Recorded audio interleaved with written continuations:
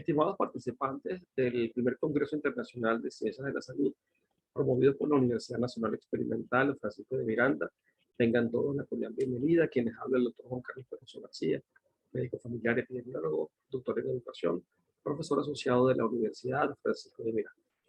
Hoy vamos a tratar un tema bastante interesante a propósito de todo esto que hemos vivido durante estos últimos 2 años relacionado con el COVID-19.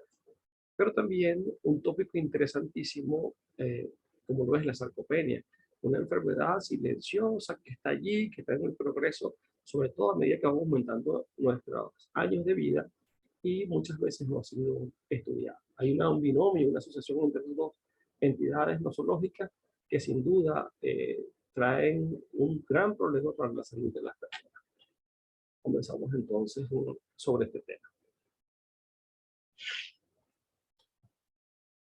La sarcopenia es un proceso que ocurre desde el punto de vista biológico por la degradación de la masa muscular a medida que vamos aumentando en edad. Después de los 30 años esto se va haciendo mucho mayor y se va incrementando aún más después de alcanzar los 60 años de edad.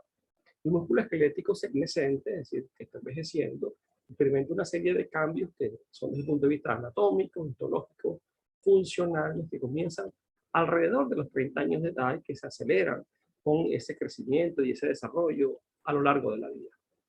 ¿Qué cosas ocurren básicamente? Hay un aumento de la grasa abdominal o de la grasa subcutánea y también de la grasa visceral que impide el desarrollo de la masa muscular. También durante el crecimiento, durante el desarrollo y algunos trastornos relacionados con la alimentación, vamos haciendo cambios que hacen que los procesos de degeneración y de catabolismo ahí lleven a la destrucción de la masa muscular. Entonces, más o menos alrededor de los 50 años de edad, la masa muscular efectiva desciende entre 1 y 2%, y que va a aumentar o se va a incrementar mucho más a medida que vamos envejeciendo. Ustedes pueden ver en esta lámina, tenemos acá una persona de cierta edad, joven, más o menos de 21 años, lo vemos robusto, con una gran cantidad de masa muscular, pero que al cabo de los 63 años de edad, lo seguimos viendo probablemente con un aumento de volumen, pero el espacio está ocupado más por grasa, con una disminución significativa de la masa muscular. La sarcopenia ha sido estudiada muy profundamente, más o menos en los últimos 10 años. En el año 2010, el Grupo Europeo para el Desarrollo de la Sarcopenia, para la evaluación de la sarcopenia, desarrolló una especie de guía para la evaluación, diagnóstico y tratamiento de los pacientes sarcopénicos. Sin embargo, durante los siguientes años, se vieron en la necesidad de replantearse ciertas cosas para luego tener entonces un nuevo consenso en el año 2018.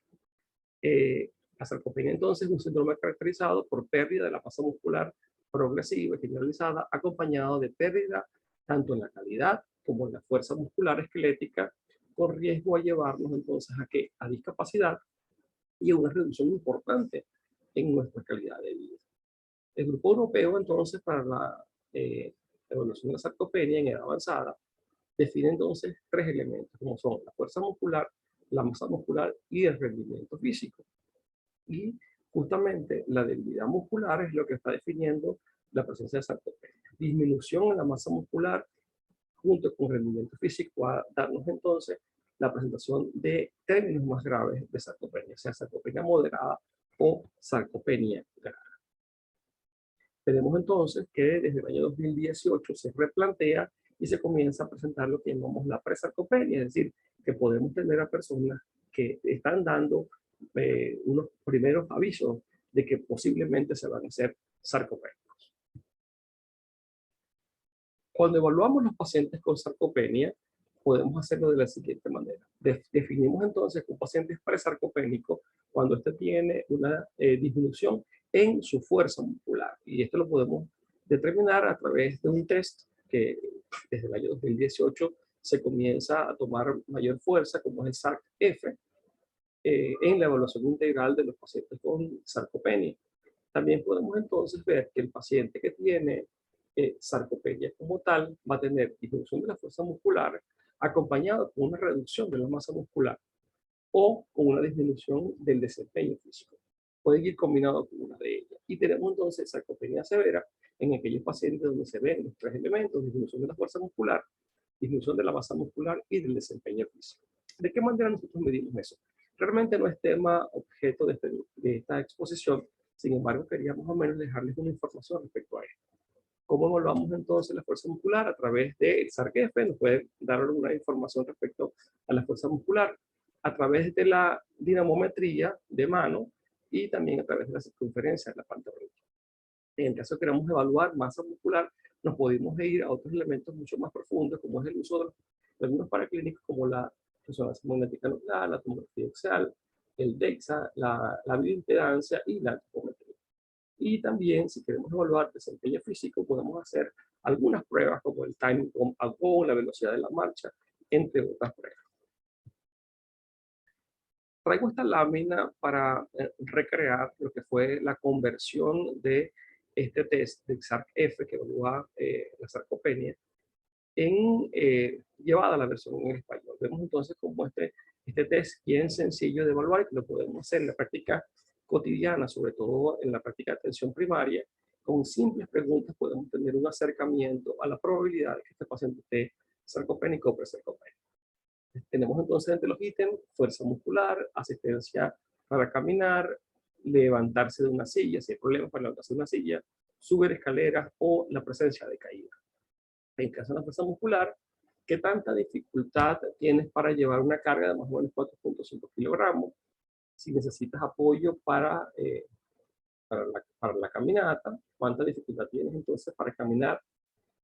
Si para levantarse de la silla, ¿cuánta dificultad tenemos entonces para levantarnos de la silla? Entendiendo que levantarnos de la silla implica sobre todo un esfuerzo del tren muscular inferior. Subir y bajar escaleras, ¿qué tanta dificultad tenemos para subir y bajar escaleras? Al menos 10 escalones. Y la presencia con frecuencia de caída. Todos estos elementos nos pueden hacer pensar, dependiendo del puntaje, de un puntaje, es decir, si el puntaje total es mayor o igual a 4 puntos, se define entonces que el paciente está sarcopénico.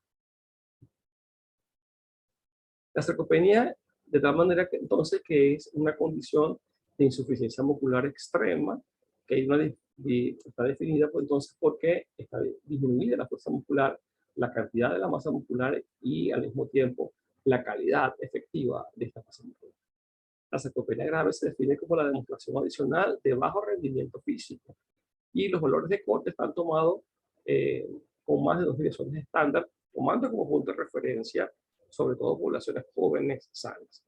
La sarcopenia se asocia con limitaciones en la función física, en nuestra calidad de vida y un alto riesgo para la caída y para la mortalidad, entendiendo entonces lo que significa que una persona en una etapa importante de su vida, porque podemos estar en un proceso de envejecimiento, pero no necesariamente tenemos que tener discapacidad. Entonces, el paciente con sarcopenia tiene un alto riesgo para caer. En una primera instancia implica fractura. Una fractura puede llevar a todo lo que tiene que ver con intervención quirúrgica, gasto quirúrgico, gasto hospitalario y toda la demanda de ese al mismo tiempo que va a atravesar la familia por un proceso de necesidad de ayuda especial. Entonces va a haber en estos casos absentismo laboral por parte del cuidador principal o la necesidad de que el cuidador principal se dedique, y esto lo va a llevar también a tener problemas del estrés del cuidador. De manera que todo esto lleva a una serie de acontecimientos que deberían más bien prevenirse. Se considera entonces también que es un precursor de manifestaciones físicas de fragilidad y de estados mayores de vulnerabilidad de los pacientes. Ahora bien, veníamos hablando entonces de todo lo que se establece con relación a lo que es la sarcopenia crónica como proceso degenerativo que vamos teniendo después de 30 años a lo largo de toda la vida. Sin embargo, hay condiciones por las que pasamos los seres humanos relacionadas con nuestra salud, con nuestra nutrición, con nuestro estilo de vida, con nuestra condición de vida, con nuestro modo de vida, que hacen que de una u otra manera estemos expuestos a tener sarcopenia aguda.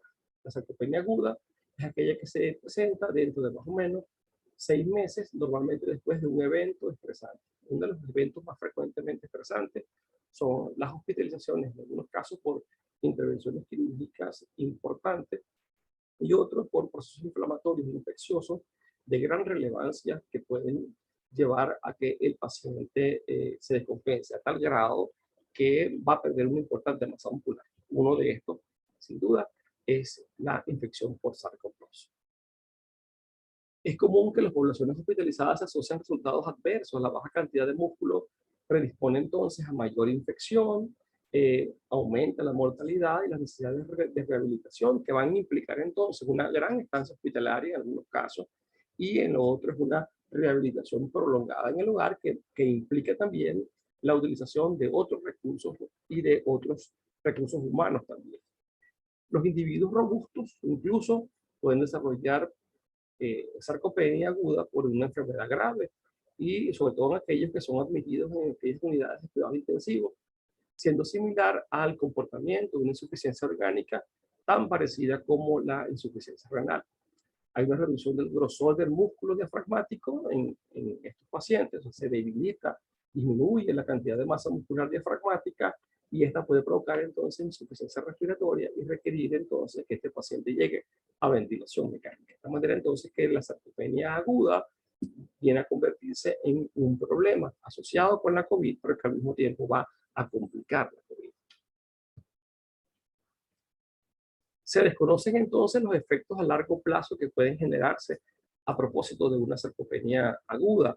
Sin embargo, eso va a determinar un deterioro importante de la función física, y periodos muy prolongados de esta sarcopenia aguda o de recurrente puede llevar entonces a presentarse una sarcopenia crónica. La pérdida de masa muscular se debe a un desequilibrio en la homeostasis del músculo, con una degradación muscular y una reducción de la síntesis en la formación del músculo. Hay una reducción del tamaño de la fibra muscular. Generalmente esto ocurre a través de un proceso de atrofia de las fibras musculares. Justamente ocurre por lo que llamamos la proteólisis, y también puede haber una reducción en la disminución de las fibras musculares, es hipoplasia, secundaria también a una muerte de la neurona motora y de nervación. Los adultos mayores exhiben una respuesta sistémica embotada, completamente distinta a cómo se conducen en los jóvenes. Sin embargo, en la enfermedad aguda es probable que las vías catabólicas sean mucho más relevantes en este tipo de pacientes. Acá les traigo una imagen que habla de los mecanismos que llevan a que el paciente pueda presentar sarcopenia. Entonces tenemos algunos elementos como lo son, en el caso de la inactividad física, el sedentarismo. Puede ser sedentarismo porque tenemos hábitos inadecuados de ejercicio, no se realiza algún tipo de deporte; sedentarismo obligado en el caso de algún tipo de actividad laboral por largo tiempo que impide la actividad física; el reposo en cama, en el caso de los pacientes que tienen, que necesariamente tienen que estar por largo tiempo encamados. Lo otro es el desequilibrio proteico, que puede ser por degradación de las proteínas, diferentes patologías que pueden llevar a la degradación de las proteínas o disminución en la síntesis de la proteína. Un aumento del factor inflamatorio, disminución de la ingesta en la alimentación por múltiples causas, porque hay económicamente no hay condiciones para hacerlo, porque no hay calidad en los productos de alimentación que se tienen, porque no hay una dieta adecuadamente organizada, o en algunos casos en aquellos pacientes donde tienen síndrome de mala absorción. Hay una disfunción mitocondrial, un aumento en la resistencia a la insulina y una disminución de las hormonas anabólicas, la testosterona, la hormona del crecimiento y de la hidrotistiaandrosterona. Entonces, de tal manera que todas estas alteraciones van a llevar entonces a que durante el desarrollo de la vida se presente la sarcopenia. ¿Qué condiciones pueden preexistir en el paciente que nos puede llevar a la presencia de sarcopenia? Primeramente, la edad biológica, lo hemos ido diciendo a lo largo de la presentación, una condición de salud individual. Por decir un ejemplo, los pacientes que tienen enfermedades inflamatorias como la diabetes mellitus, la hipertensión arterial, un aumento en la inflamación, la multimorbilidad, el aumento en las células senescentes, es decir, el envejecimiento per se, una especie de oxígeno reactiva, la fragilidad, la discapacidad, algunos subtipos de rendimiento físico inadecuado, la presencia de enfermedades como el citomegalovirus, el COVID, la deficiencia de vitaminas como la vitamina D, una inadecuada salud oral, entendiendo que los pacientes que no tienen sus piezas dentales completas, la alimentación de ellos es bastante inadecuada, que los lleva también a malnutrición, o la malnutrición en sí, por todos los aspectos que pueden tener la presencia de malnutrición, enfermedades propias de la vía digestiva que impiden la nutrición adecuada, la nutrición inadecuada por condiciones económicas que no permiten la alimentación adecuada. Otros aspectos son, desde el punto de vista inmunológico, un aumento de la hiperinflamación, la disfunción de los monocitos y de los macrófagos. Desde el punto de vista cardiovascular, hay factores de crecimiento endotelial, daño del endotelio micro y macrovascular con la presencia de generación de trombos.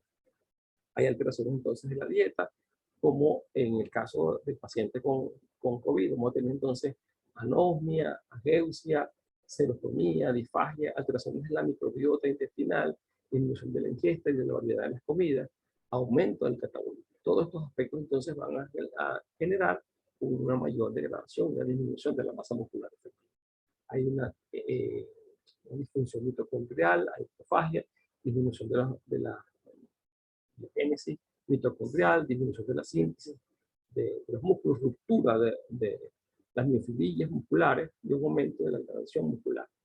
Y desde el punto de vista de la actividad física tenemos entonces descanso impuesto por la propia enfermedad, aislamiento, la cuarentena, la hospitalización y los cuidados intensivos, ¿verdad? Y además de todo esto que venimos hablando, está la variedad de medicamentos que se indican en este tipo de pacientes. De manera que esta condición preexistente puede ser que nos llevemos entonces a tener la presencia de sarcopenia, en este caso una sarcopenia aguda. Hay algunos investigadores que han desarrollado diferentes tesis para evaluar esa asociación entre sarcopenia y COVID. Sin embargo, estos tres trabajos han sido de los más interesantes. En el caso de Murfino y su equipo de trabajo en el año 2021, evaluaron la importancia de la atrofia muscular como un marcador pronóstico de las complicaciones relacionadas con la COVID. Vemos entonces que pacientes que tenían alteraciones importantes en relación a su masa muscular tenían un comportamiento mucho más complejo, con mayores complicaciones, incluso con mortalidad. En el caso de Cara, ¿verdad? Y su equipo de trabajo sugieren las medidas adicionales para evaluar la sarcopenia. Hay que utilizar entonces otros elementos para evaluar la sarcopenia, no solamente lo que decíamos. Es decir, Cara cuestiona algunas de las investigaciones de Morfino. Sin embargo, Rizwan y Kesey hacen un análisis de los estudios anteriores y termina diciendo entonces que hay que tener en cuenta que ambas enfermedades pueden estar potenciadas una con la otra y agravarse entre sí, y pueden entonces generar un mayor, esa potencia, esa asociación de esa sinergia de la enfermedad puede hacer entonces que en el caso de la COVID su comportamiento sea mucho más grave. En los estudios, esto es un análisis que hace el estudio de Kizar. Ellos dicen entonces que tanto el estudio de Morfino como el de Cara, ellos no consideraron la definición anterior de el Grupo Europeo para el Desarrollo de la Sarcopenia. Es decir, que no valoraron adecuadamente la debilidad muscular a través de la fuerza de agarre, que no valoraron la atrofia muscular a través del índice de masa esquelética pendicular, el llamado ASMI, y tampoco del bajo rendimiento físico a través de las pruebas como la velocidad de la marcha. De tal manera entonces que este equipo cuestiona lo trabajado entonces por Morfino y por Cara.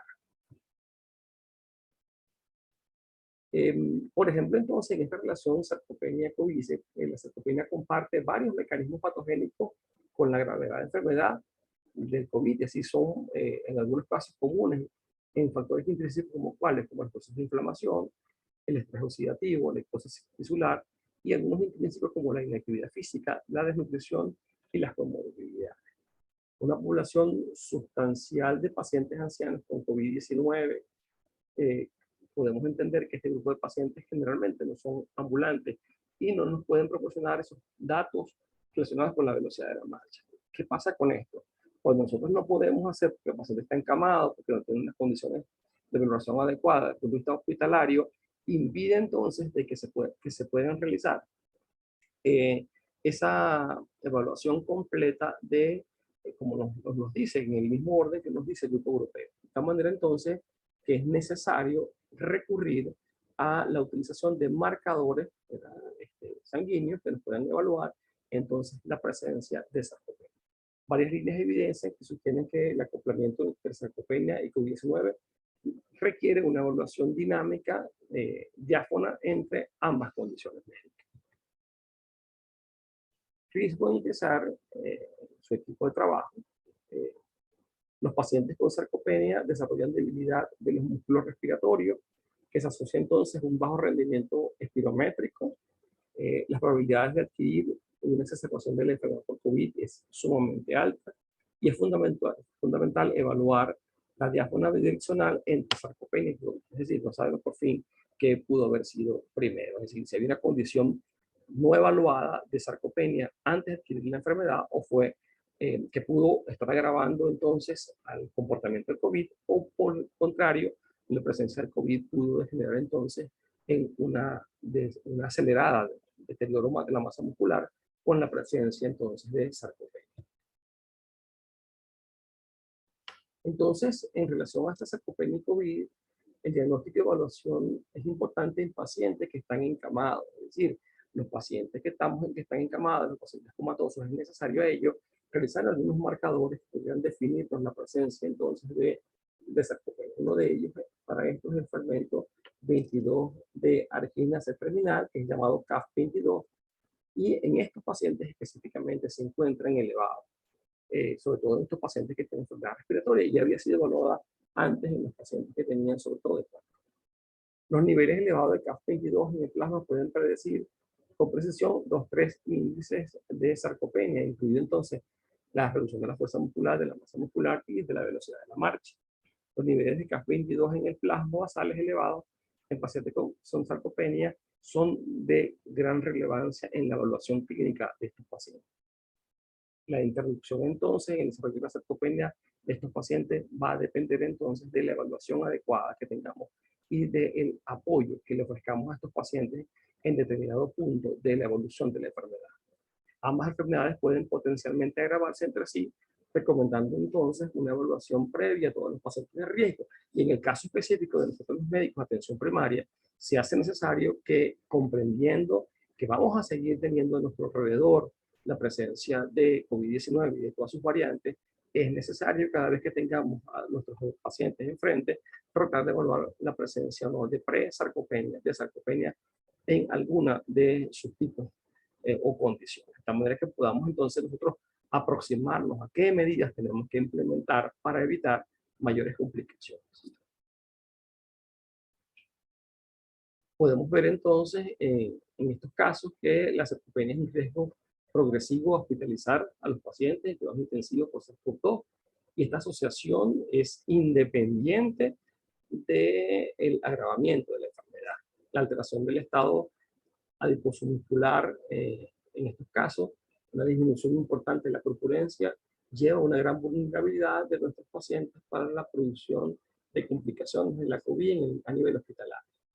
La adiposidad abdominal visceral también es un factor de riesgo independiente de una mala evolución del paciente. Vemos entonces que estos pacientes que tienen gran cantidad de grasa abdominal, con una disminución del desarrollo del diafragma, van a tener grandes complicaciones y van a terminar ameritando la utilización de ventilación mecánica. Determinar el pronóstico y que se puede iniciar acciones tempranas para disminuir el progreso de la enfermedad y la gravedad es importante en nuestra evaluación cotidiana de los pacientes con sarcopenia y COVID. Acá les traigo, para ir cerrando, la necesidad entonces de evaluar los requerimientos nutricionales de nuestros pacientes hospitalizados con sarcopenia o también pacientes que evaluamos en la práctica diaria, en la consulta especializada de atención primaria. Tenemos que ver entonces cómo está en su condición económica, su condición nutricional y cómo debería ser la nutrición durante todo el proceso de evolución de la enfermedad. Ante los primeros días de hospitalización, cómo debe ser el tipo de dieta a nivel intermedio y posterior a la evolución de la enfermedad. Es la terapia nutricional de todo paciente crítico con COVID-19. Tenemos que hacer entonces el cribaje adecuado del estado nutricional para poder ofrecer junto en un equipo multidisciplinario en compañía del nutricionista los elementos suficientes de nutrición para la mejoría de nuestros pacientes. Es decir, que es necesario que nosotros tengamos una evaluación importante, sistemática y adecuada del comportamiento de nuestra masa muscular, y eso nos va a condicionar a que nuestros pacientes con COVID-19 tengan una mejor evolución. Desde el punto de vista de rehabilitación, tenemos diferentes prácticas que pueden hacer que mantengamos en mejor condición nuestras masas musculares, como los ejercicios con la empuñadura, la flexión de la muñeca, la flexión de los codos a nivel de la pared, que es mucho más fácil para los adultos mayores. Lo otro es la utilización de las bandas elásticas, que pueden hacer mejoría de la función de la fuerza muscular, flexión de los brazos usando las bandas de resistencia y la extensión de las piernas. Sobre todo es importante la extensión de las piernas. ¿Por qué? Porque estamos aquí empleando los músculos inferiores del cuádriceps y todo la cintura pelviana hacia abajo, que permite entonces que puedan sostener nuestro cuerpo, entendiendo que la mayoría de los pacientes que tienen largos periodos de COVID, que tienen larga estancia hospitalaria, van a salir con una masa muscular bastante inadecuada, muy laxa, muy sin tono muscular adecuado, y hay que irla recuperando progresivamente. Bueno, esto es todo. Espero entonces que le haya sido de provecho esta conferencia. Agradecido entonces de poder compartir con ustedes durante este día, y esperemos que sigan disfrutando de lo que está pautado para todos ustedes en esta jornada de investigación.